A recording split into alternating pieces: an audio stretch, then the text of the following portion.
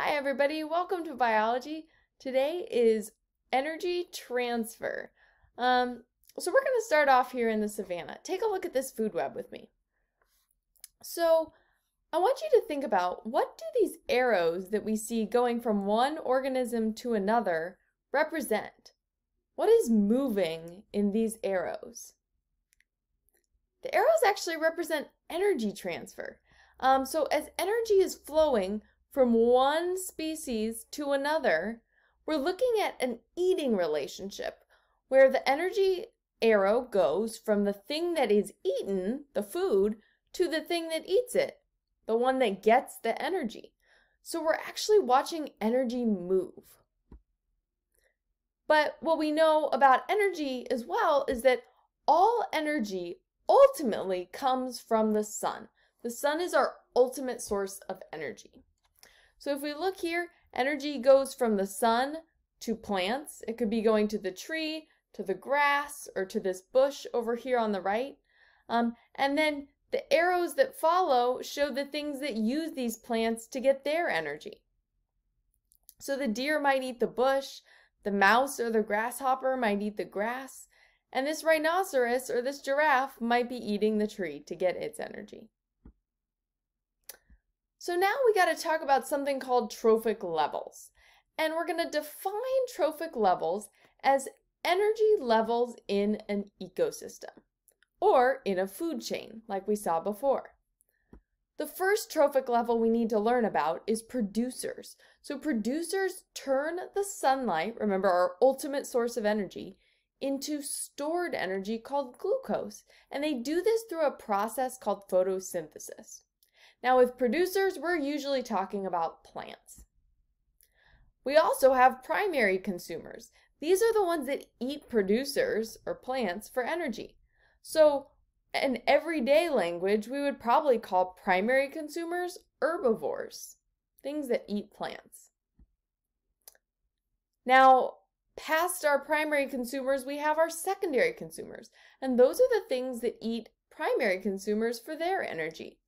So if we called primary consumers, the things that eat plants, herbivores, what could we call secondary consumers?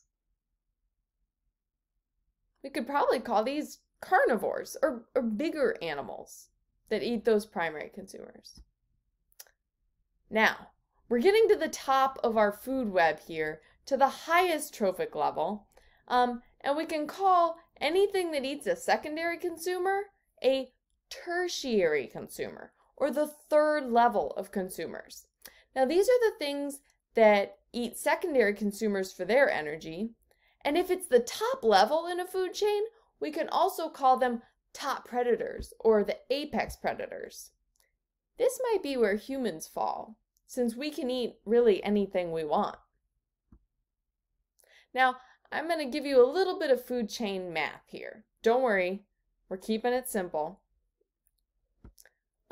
So my first equation, and you'll notice I'm kind of joking, my first equation here is that if we take a food chain and we add another food chain in the same ecosystem, we've got a food web starting to form. Now equation number 2, get ready.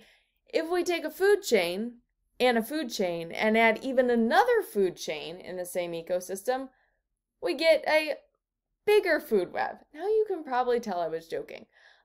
But the important thing here is that the more food chains we add, the more accurate we probably are, because it's likely that we've got more than one kind of plant in an ecosystem, probably more than 2, and we've probably got more than one kind of herbivore and more than one kind of carnivore. So the more species that we can identify and decide what they use for energy, the more accurate we are.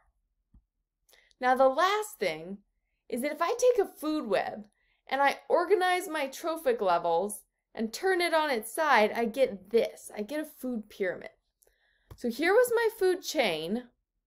I saw that sunlight comes down on this ocean ecosystem, and there are some things that can do photosynthesis, and then some fish can eat those things, and some bigger fish can eat the smaller fish, and eventually we've got our top predator, which is the shark.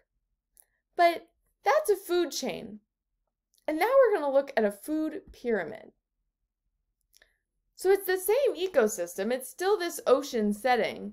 But now, instead of the shark being the only predator and this tuna being the only organism on the level below it, and so on, we've got several things on each level. We've got several plants and several primary consumers. And you can see that plants are here at the bottom, and then the things that eat the plants are right above them, and the things that eat the primary consumers are right above those, and so on. And we have our tertiary consumers, or our apex predators, at the top.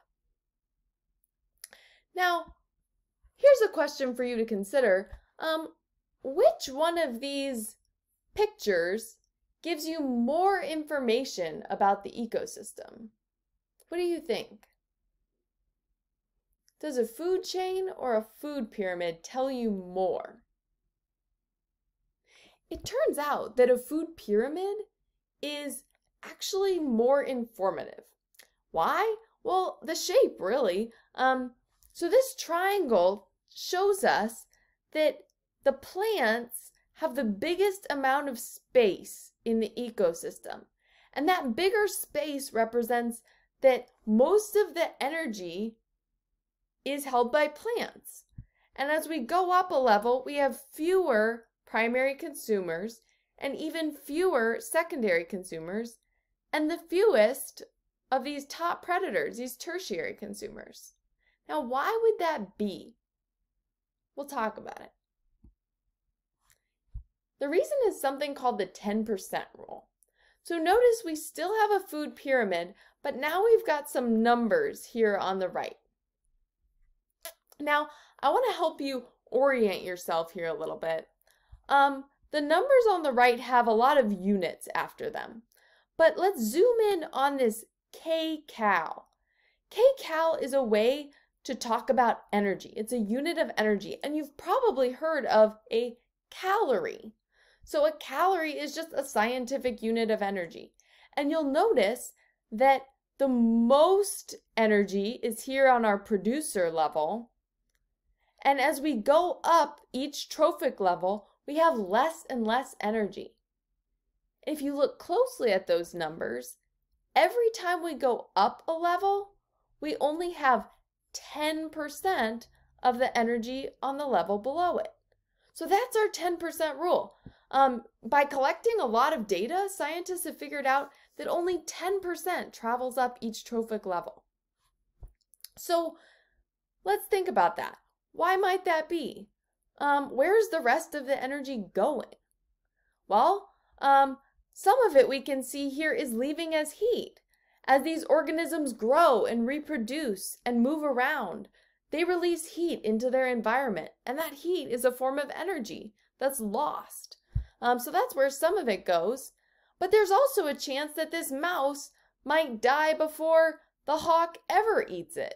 And so if it dies and it gets decomposed by things like worms or mushrooms or other decomposers in the environment, then that energy isn't going to move up to the next level. It's going to go to the decomposers. So if we're wondering, where does the energy go that's not passing to the next level? One answer is heat, when these things move around, reproduce, etc. Another answer is decomposers, or organisms that break down dead things in the environment. But there's another question. Why do we only have 4 to 6 trophic levels on a food pyramid? Why doesn't this just keep going? Why aren't there 20 levels? Well, it all comes back to the 10% rule, really. So if we divide by 10 every time we go up a trophic level, by the time we get to the top, even though we started out with a lot of energy, 20,000 calories, we get to the top and we've divided by 10 4 times, and we now only have 2 calories. So eventually, this organism at the top is going to be like, hey, I can't live my life on like 0.2 calories or even less. So we're limited in the number of trophic levels we can have, all because of the 10% rule. Now, here's your practice. So I've given you a food web here in Iowa. So let's imagine all of these things exist here in Iowa. Can you find for me an example of a producer here in this food web? Can you find a primary consumer and a secondary consumer and an apex predator? An extra challenge would be, can you find a decomposer in this food web? If you can, you've got this down.